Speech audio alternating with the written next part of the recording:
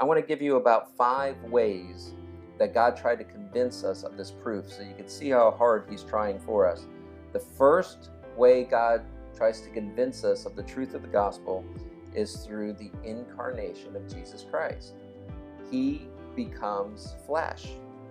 In John 1:14, when John's talking about the Word who was with God and was God and is responsible for all of creation, he says that Word became flesh and dwelt among us. He became flesh and dwelt among us. That's John 1:14, I think that is the most critical verse of the entire New Testament. It's John 1:14. Because when you think about who God is, and He's up there somewhere and He's ruling all of the universe, and they only saw Him come down like in fire and smoke on Mount Sinai and thunderings of His voice, all of a sudden it says that Word became flesh and dwelt among us. So God decided to look us right in the eye, man to man and man to woman now, Him becoming a man so that He could, human to human, try to convince us of the truth.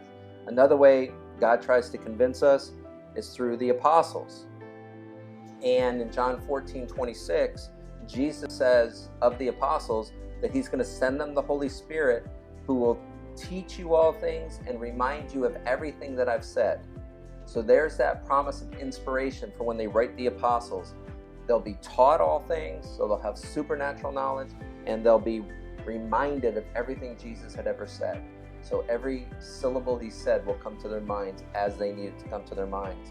So that's God appointing apostles as part of the convincing proof for people like you and me. Because Jesus will say in John 17, He says, Lord, I don't just pray for my apostles, but I pray for all who will believe based on their testimony. So He already knows that these apostles will author a testimony called the Gospels that people like you and me will come to faith through.